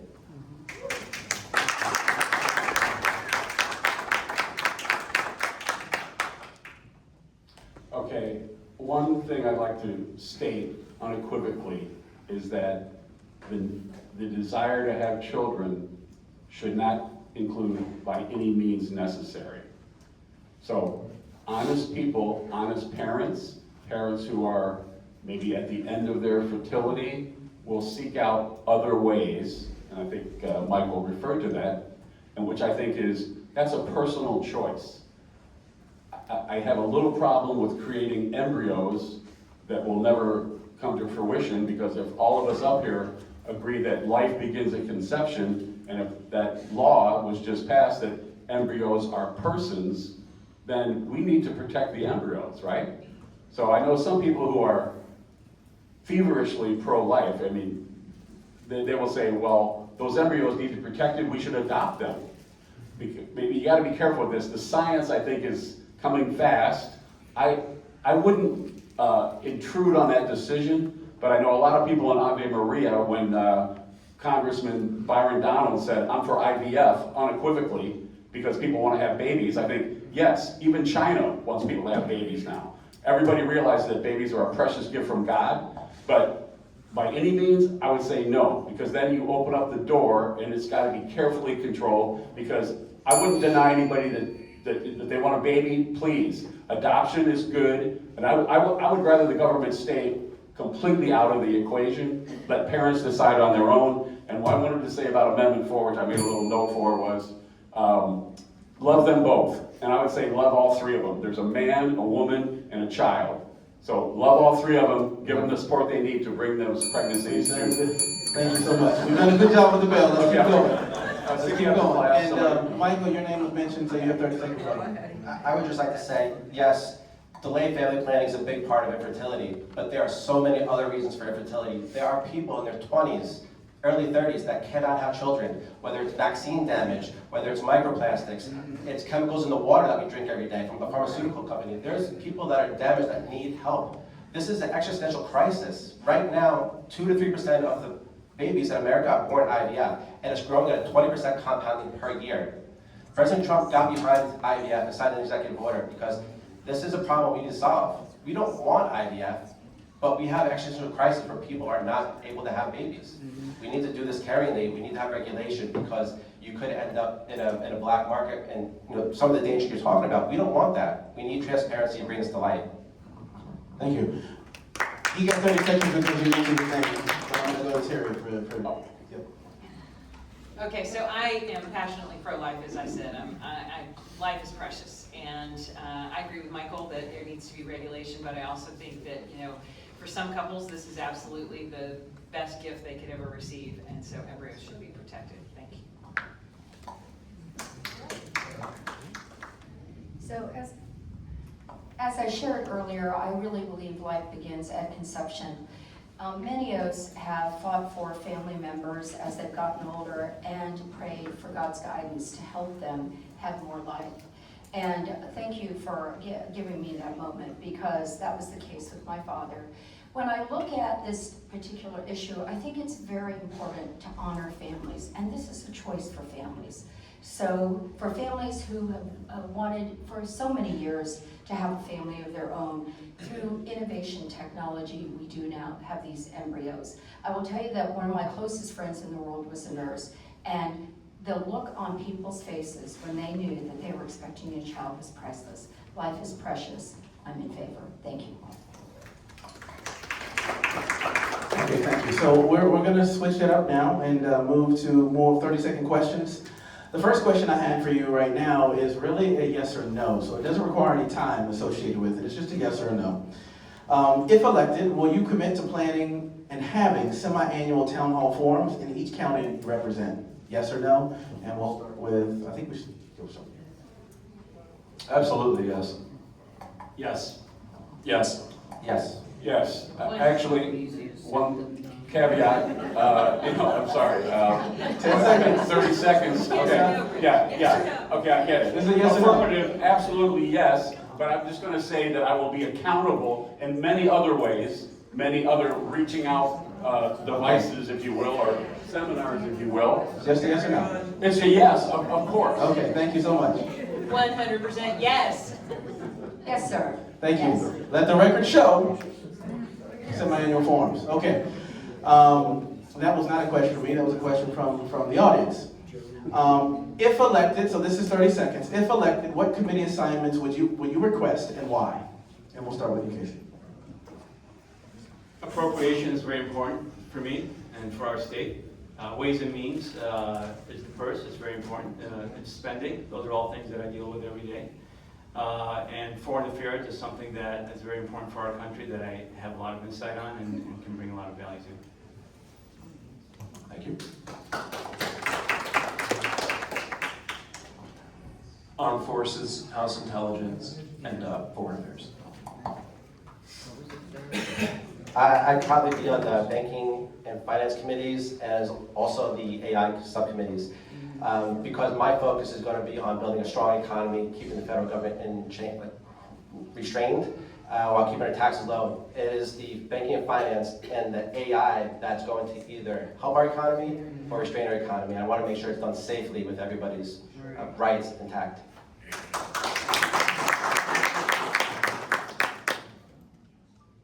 Okay, I would also like to be considered for the Ways and Means Committee. I mean, what accountant wouldn't want to be the guy who writes legislation and gets through Congress and the Senate and reduces the complexity and the ridiculousness of the tax code?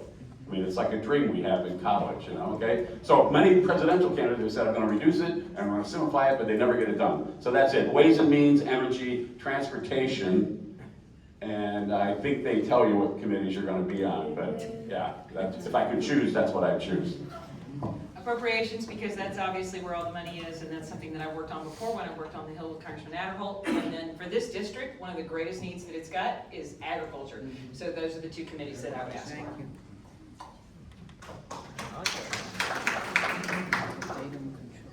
I do believe that the primary role, the most important role, is this working? Yeah. No. Working now? Great, okay. Oh, my time. So I do believe the primary role of government, even though it's expanded well beyond this, is keeping us safe. So I would very much be honored to be on the Foreign Affairs Committee. In addition to that, appropriations, because we've talked a lot about the challenges that we're facing. So I would like to be in a position to fight for you to see that funding is returned to the local level. And that is something I've done in the past. And finally, I would say Ways and Means, because it does deal with taxes, and gosh knows we pay a lot of taxes. So with that said, I will, and I do know that from my friends there, that generally as a freshman, they tell you where they need you. Thank you. Department of Agricultural, Foreign Affairs, and that's it, really. Appreciate those two. Okay, next question is what role does your faith and biblical spiritual understanding play in your decision making? I'd say it influences every decision I make. If there's something that's difficult that I'm going through, I pray on it. I lean on my faith. Absolutely rely on it. You can't shoulder what all of us candidates are going through without a firm faith and belief in God. And even in our daily lives, we can't deal with any of the stuff that we do without leaning on the Lord, praying in Jesus, and staying in the Word. Thank you.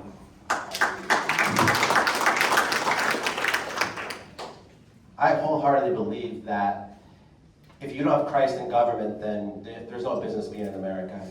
Christ should be at the forefront of every decision because we need to be guided by our moral compass. Our founding fathers said that a free society can only exist in a moral society, and that starts with Christ.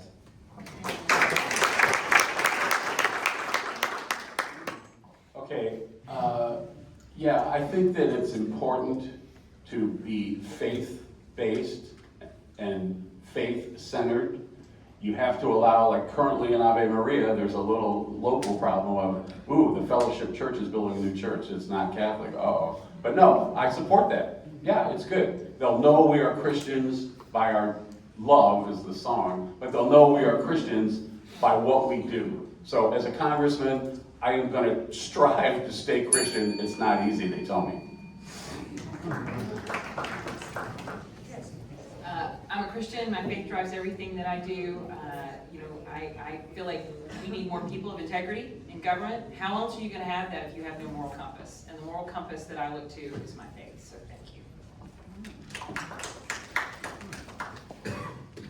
As a person of faith, I rely daily, often more than daily, on God's guidance and Christ's guidance.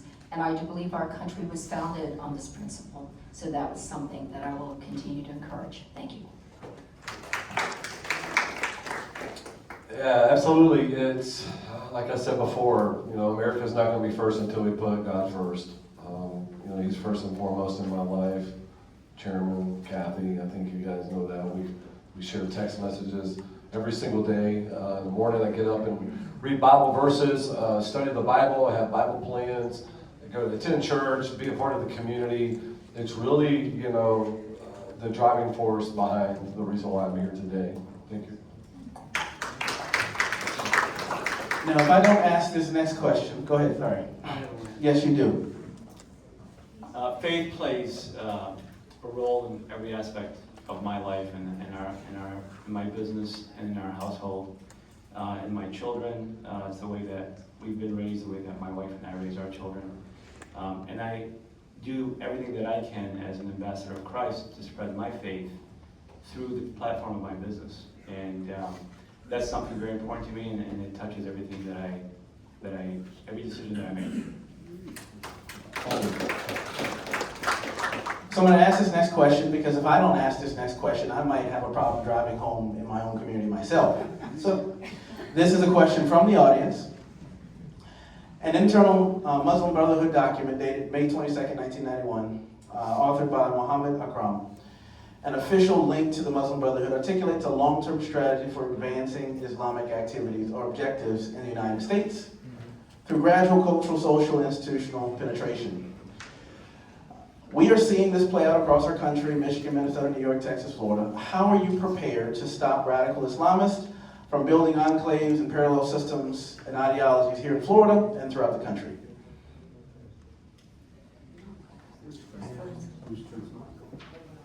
I think it's coming out. Michael. Well, I can tell you, in my business, I've traveled around the world. I spent many years in Europe, Asia, the Middle East. And you go outside this country, and other countries, they have their culture. You go to the Middle East, they have theocracies, and people respect it. America is a Christian nation. Our founding fathers said that, and we need to keep that intact. Our Constitution, our freedom, everything is based on our founding fathers' devotion to God and our Christian faith, and we can't allow that to be disrupted. I think Governor DeSantis did a great job of setting some precedent to stop basically Islamism taking over Florida, and I think other states can do that, but the federal government can take action similar as well.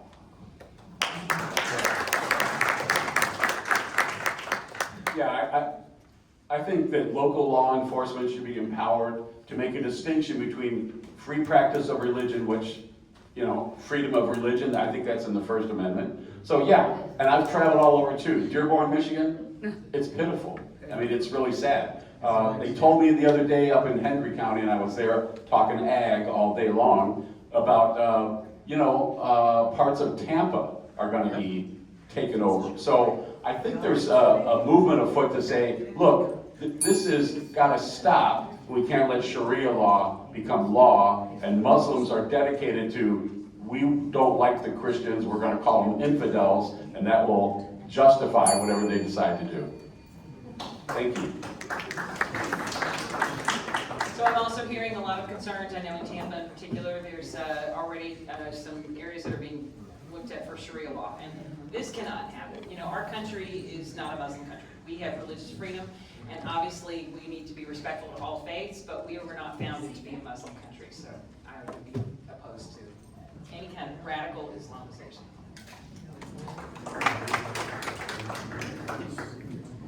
First and foremost, we need to fight for our president, President Trump. He has taken a leadership role in so many ways to ensure that we remain a Christian community, that we are protecting our Constitution, and that we are focused on part of the Founding Fathers' goals and objectives. Secondly, when you look at how certain faiths travel, how they are adopted, it has a lot to do with the educational system. And I, for one, believe that we need to make sure that somebody has a faith-based church and a community to teach children. They should have the right to be funded. Maybe if, as long as it's not that they're funding, I'm not going to support that. I think we need to work with our state representatives and our future governor, to make sure that Florida is free of Islam and Sharia law. I think it's the work of the devil. I gotta be honest with you. It might not be a popular opinion. God's first. We have freedom of religion in this country. I totally get it. But for those individuals who want to come here, and push their religion on top of ours or another one, it's just not gonna work.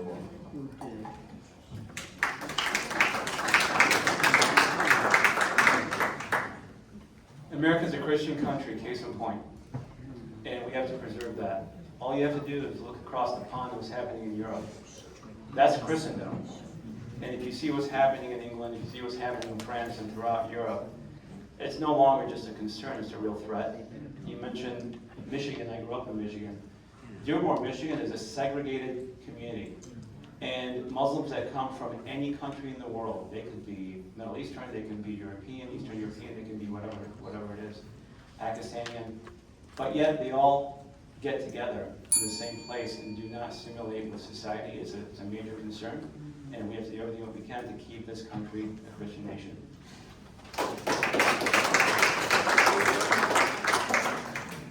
Hear this now.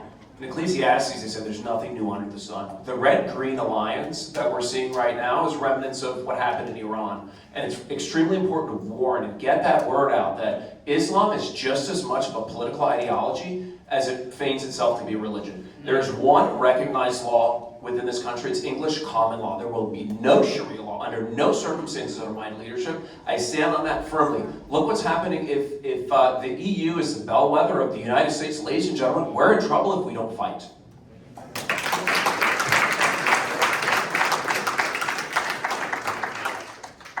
I'm going to look to the audience. I want to take liberty to ask about 3 more questions. Are you okay with that? Yes. Okay. 30 seconds. All right, so I do have a yes or no. And the yes or no is, Should congressional members be subject to stronger stock trading restrictions? Yes or no? Yes. Okay. Next question.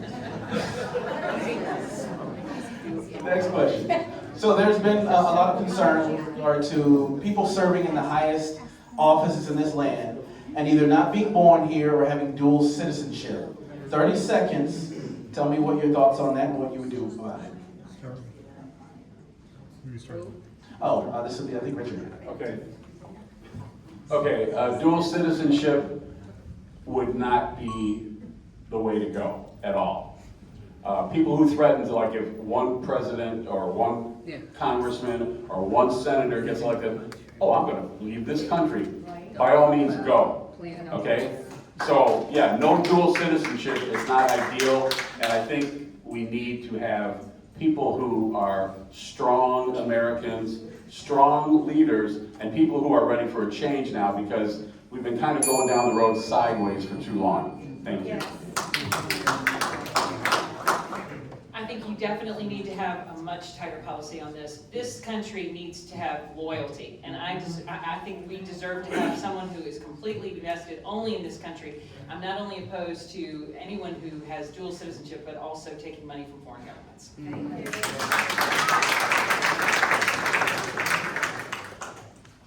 I love this country, as all of you do, and I believe we live in the greatest country in the world. With that said, if you are here, you are to salute the flag, to actually believe in this country, and to have a pride in this country. I would be concerned if someone was pursuing dual citizenship and had both, if their loyalty was completely ours. I understand that people have come from other wonderful countries. My dad was Irish, all right? Irish and Scottish. But I believe that as an American, loyalty is important. Thank you. I believe it's absolutely America first and America only when it comes to this particular topic. We know one of the candidates on stage wasn't born here. I don't think that changes his patriotism, to the country that we currently have. But I do believe that it opens the door for other people on the Democrat side, let's say, the Ilhan Omars, and the other people such as that would put a stop to that. So I think that you need to have the opportunity to make sacrifices on our side, for the greater good of not having more people like Ilhan Omar.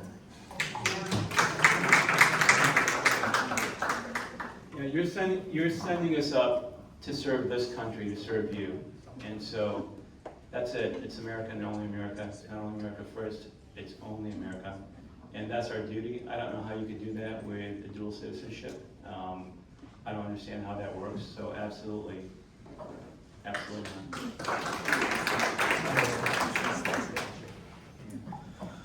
My question is this: why does the United States of America always have to deal with these double standards? You could not be a citizen of another country to go to any other country in the world and serve. Why is it only the United States? And if that doesn't piss everybody off, I don't know what to tell you. You can only be a United States citizen to represent the interests of Americans. Full stop. Thank you. Yeah, no, I absolutely agree with everybody on stage. We don't want dual citizenship. Right now, over 30% of the House of Representatives has dual citizenship. Over 30%. So I don't know how we got there. We used to, in the presidency, you have to be born on U.S. soil. I don't know if that's necessarily true. There's certain situations where people are adopted or people come here. But there can't be dual loyalty without any compromise there whatsoever. You have to be America first, and we can't have 30% of Congress with dual citizenship and dual loyalty. Okay. So this is the last question, and then we're going into our closing statements, okay? So the last question, 30 seconds. From my purview, depending on who you talk to, this can mean different things to different people. I don't think it should, but it does.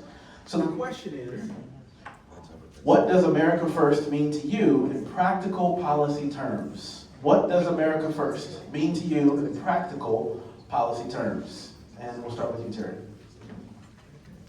Well, it means that we love America. first and foremost. Our loyalty is to this country. It's about a strong military. It's about making sure that we are protected, that we have strong borders, that we are protecting our own interests first. And that doesn't mean that we don't care about other countries, but we've got to take care of our own. There are so many needs here right at home. And I am very heavily involved with the America First Policy Institute. That has been a driving force into this administration. Many of the policies that you're seeing right now are coming from there. It's an incredible organization. I've been on the ground floor with that, and I will continue to work with AFPI when I'm elected to Congress. Thank you.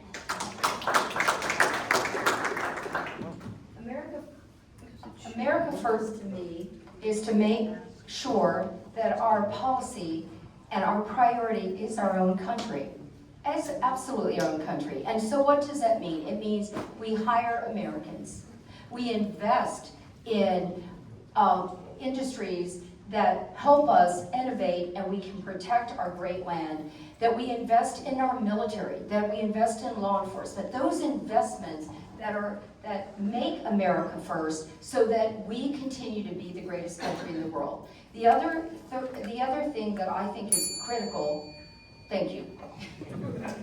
The other thing that's critical is Florida first, okay? I think everyone's America first, I totally get that, but you know, you have to protect American citizens. That's what it's all about, you know, like you were saying, it's not America only, but you know, if we're not taking care of our own people, what are we doing? I mean, we literally have homeless people sleeping on the streets, kids going hungry every single day because we're sending $65 million to some, you know, country that, you know, is studying gay monkey sex. I'm sorry, this is not gonna hit. We need to start focusing on our country and putting our country first over everyone else.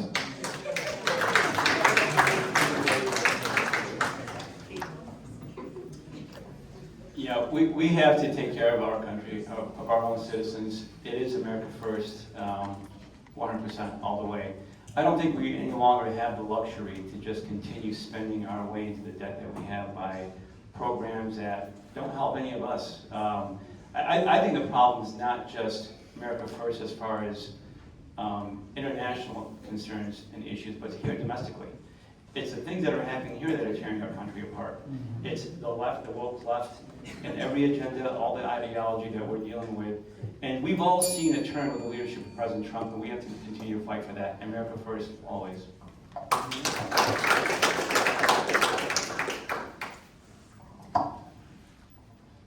America First legislation is very simple. It's not America only, like has been set up here before, but it's really the idea that every single piece of legislation that is passed, that is thought of, has the intent of what's best for everyday Americans, what's in their best interest. When we look to deploy our boys, our young women, and young men and young women overseas, how is this advancing Americans' interests? And that is the only, and should have been, the only lens in which the legislation and our government should have worked, but it hasn't, and that's going to change, and it's changed since President Trump's leadership. Thank you.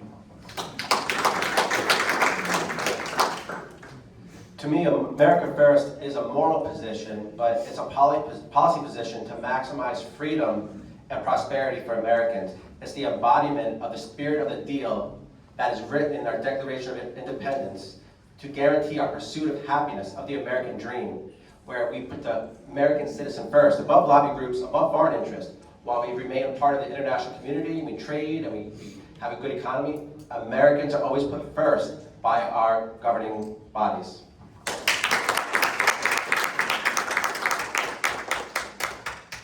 Okay, who heard the quote, "America is a shining city on a hill"?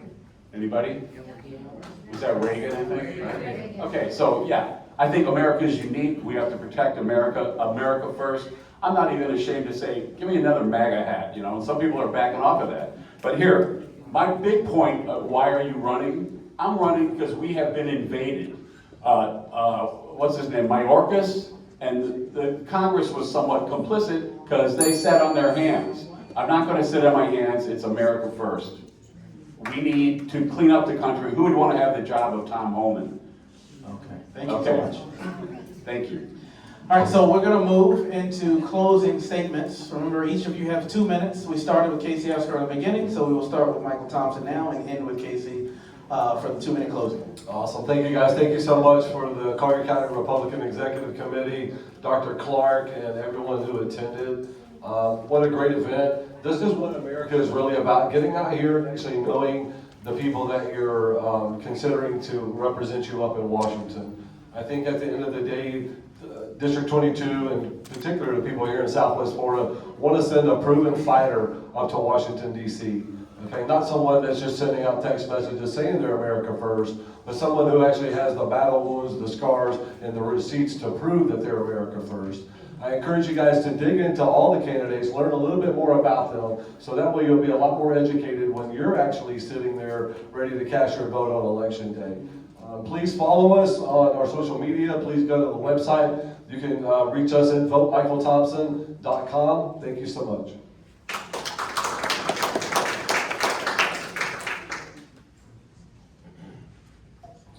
Hello. Well, first and foremost, let me just say thank you to all of you for being here today, and thank you for the opportunity to talk with you about what I believe I've heard from all of you. One of the things I will say is that having built a company over the last 40-something years, I have learned a lot, and I will take that common sense approach to solutions to Washington, D.C. I will also take that fighting spirit that is absolutely necessary, and here's something else. I have been known to be the one opinion in the room that has been dissenting, and I think that that matters. And with that said, that means that if it comes to your safety, if it comes to President Trump, I will be standing there because he has proven to us that he puts America first, that he invests in the military, that he believes in this country, and here's the other thing. We have been the product of weaponization. I will think of you. He stood between us and weaponization. I will think of you while I serve because we've experienced it firsthand. Let me just say about America First, what we need to do together, and please help us, is pass that Save America Act. Thank you very much, ladies and gentlemen. Friends, my first job on Capitol Hill was working under Speaker Newt Gingrich. He brought my boss and I in to bring business-minded reforms to the House of Representatives. We immediately conducted an independent audit. We cut waste, fraud, and abuse. We outsourced unnecessary functions, and we put reforms in place that saved the taxpayers over $5.5 billion. You could say I was draining swamps before swamp draining was cool. I am a strong supporter of DOJ, and I want to go to Washington to do more of it. One thing that I would ask you to do, most people treat voting like ordering food off of a fast food menu. This is not ordering dinner. You are electing a congressional representative who is going to represent almost 800,000 people.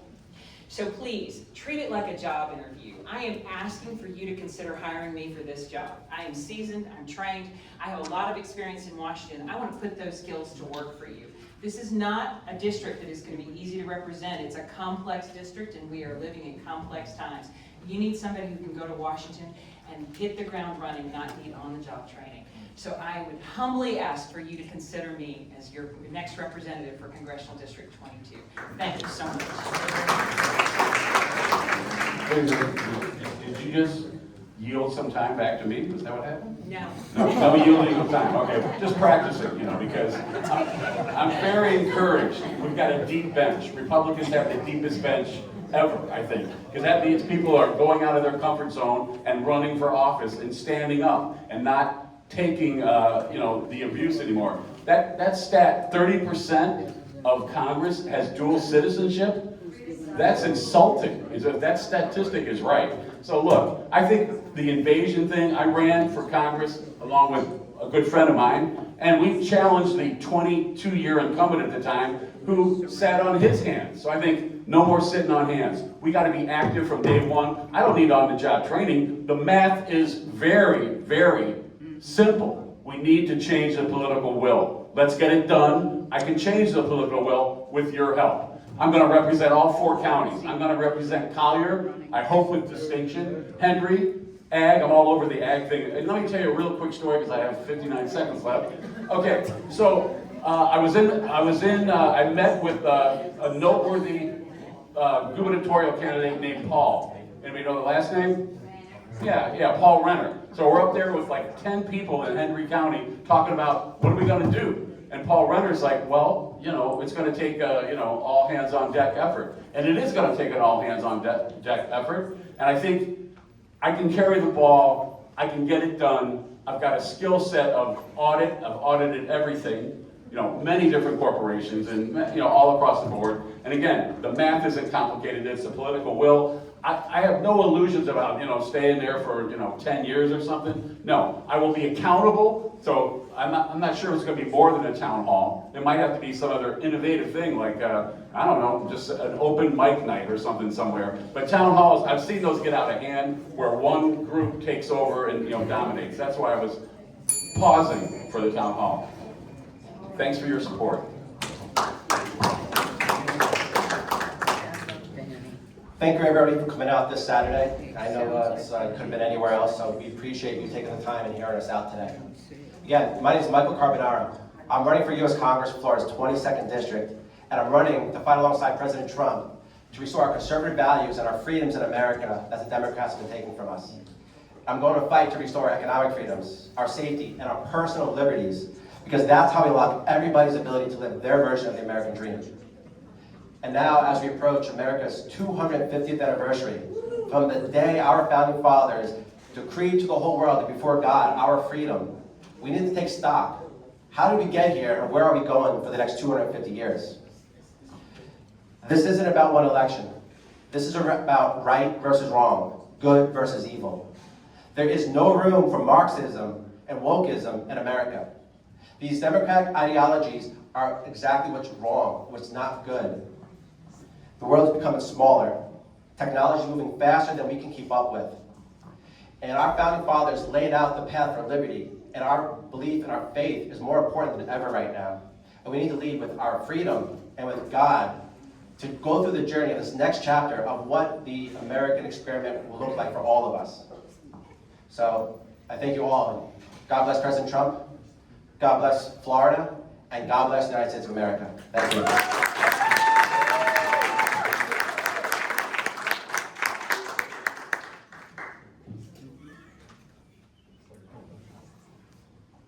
We've heard a lot today. This is fantastic. Thank you everyone for coming out today, taking time out of your busy Saturdays. It's very humid over here, by the way. So my name's, East Coast not as humid. I don't know what's going on. My name is David Burke. Sorry, I love you guys. When I embarked on this journey, obviously with the big, 250th anniversary, right? That's big. You know, they say empires don't really make it 250 years. It's when the wheels start falling off, is what they say. Because of corruption, because of excess, because everything that we see and what we know and the self-service and self-dealing that occurs in Washington, D.C. President Trump, that's my son, he's trying to talk back. President Trump was the first president in a very long time that bucked the trend of everything that we've seen, where the baby was thrown out with the bathwater, no pun intended, that the representatives that hated our country, Republican included, were to be done. We got rid of the neocon class. Let's keep this going. Let's keep this momentum going forward. And when I had conversations with Charlie, what he wanted to do is he wanted to spin off people, kids, Turning Point students, people that worked in Turning Point USA, to go up there to Washington, D.C., to defend the Constitution, to maximize your individual liberties. And ladies and gentlemen, all I'm trying to do is keep that vision in line. From a constituent service first perspective, I've served, I've been in the streets, I know what it's like at 2 a.m. in some of these neighborhoods that people would never imagine wanting to go into. Ladies and gentlemen, I did it then, I'll do it again if you send me to Congress. You can find me at davidburke.com. Thank you.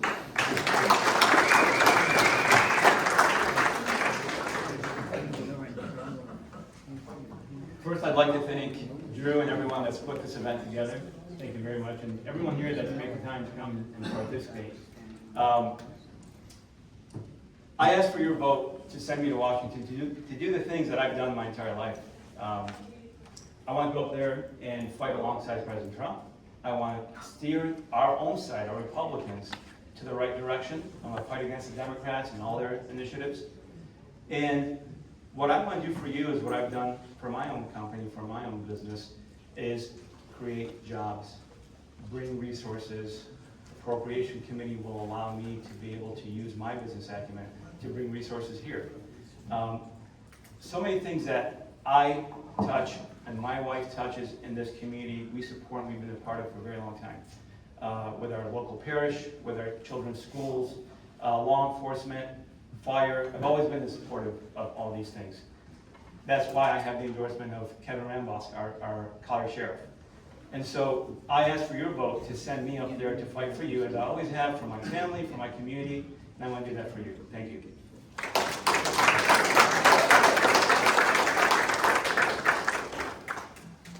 So thank you all for coming out. I want to make a special thanks to all the candidates who came out and took the time to engage with the community. I'm old school, meaning that I'm a knee-to-knee, eyeball-to-eyeball kind of guy. I don't vote for the person who sends me the most mailers. I vote for the person who shows up, that I can sit with, see with, and ask questions to. So I want to thank you all for that. I want to thank you all for coming, because an engaged citizenry is how we keep this great republic. So being engaged and making informed decisions with the election is paramount. So I appreciate you all taking the time to come out and listen to these candidates. They have all committed to, number one, doing an interview, a virtual interview, so that will be coming out shortly. You'll get bios from each one of them, along with the interview, so we'll schedule those. So look out for the email, look out for the social media channels. We will be getting that out to you in the coming weeks, as schedule permits.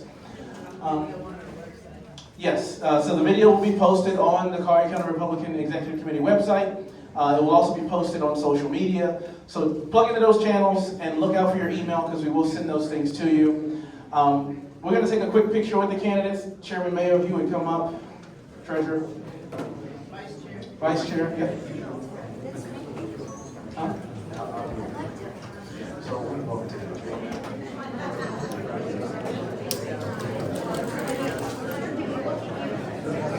Thank you for watching.